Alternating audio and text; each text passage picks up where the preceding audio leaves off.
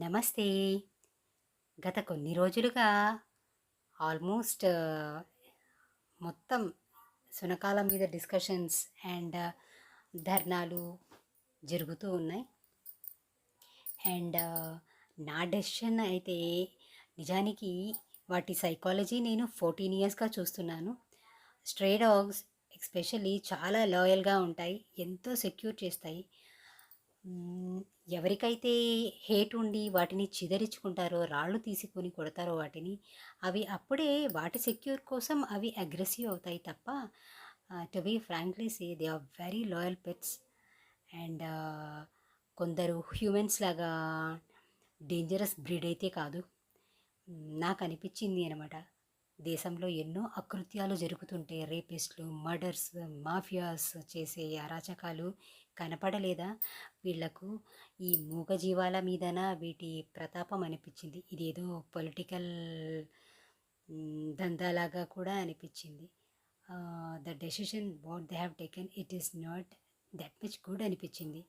If you want to control their population, మీరు వాటిని vaccination చేసి, స్టెరిలైజ్ చేసి, దెన్ ఫ్రీగా వదిలేస్తే, అలా బంధించి పెట్టకుండా షెల్టర్స్లో అన్నీ అవి స్వేచ్ఛగా జీవిస్తాయి కాస్త, లేదా అవి మెంటల్లీ ఒక ట్రామాలో పడిపోతాయి.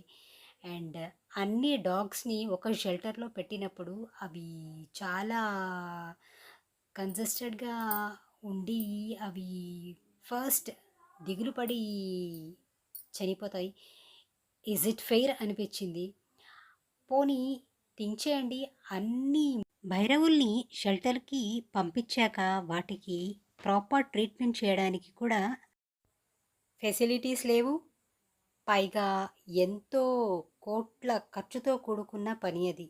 నిజానికి భైరవులు ధర్మానికి ప్రతీకగా భావిస్తారు. అండ్ కొన్ని థింగ్స్లో వేదాలుగా అంటారు వాటిని. అండ్ ఎందుకు ఇలాంటి పిచ్చి డెసిషన్ తీసుకున్నారో తెలియదు.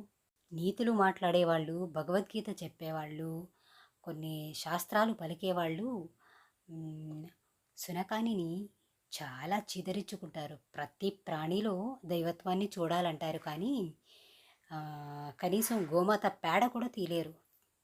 Frankly speaking, every animal has right to live on this planet. There are some people who are doing fraud things, murderers, rapists, mafias. ఇంతమంది దుర్మార్గ పనులు చేస్తున్న వాళ్ళ మీద మీకు శ్రద్ధ లేదు.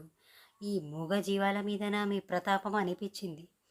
అండ్ వాటిని, ఆ ఇన్నోసెంట్ సోల్స్ని అలాగా తరలించి, బంధించి, వాటిని మెంటల్లీ ట్రామాకి బానిసగా బంధించడం, it is one of the wrong decision I feel. అవి స్ట్రే డాగ్స్కి హెల్ప్ చేసినప్పుడు ఎన్ని టైప్స్ ఆఫ్ ఈవిల్స్ క్లియర్ అవుతాయో, బ్యాడ్ కర్మాస్ క్లియర్ చేస్తాయో, అవి తెలిసి కూడా ఎందుకు ఇంతటి దారుణానికి పాల్పడుతున్నారు అనిపించింది. అండ్ మనిషి ఎంత స్వార్థపరుడు అంటే, బోర్డర్లో వీటి సెక్యూరిటీ కావాలి, వీటి రక్షణ కావాలి, బట్ వీటి మీద మానవత్వం లేదనమాట. I'm not joking. అవి బాధపడి మానసికంగా కృషించి దిగులుతో సపోజ్ జరగరానివి జరిగితే వాటికి, దేశానికి పెద్ద అరిష్టం అది. భైరవుల గోష్ఠకు బాధ్యులు కాకుండా ఉండడం మంచిది అని అంటాను.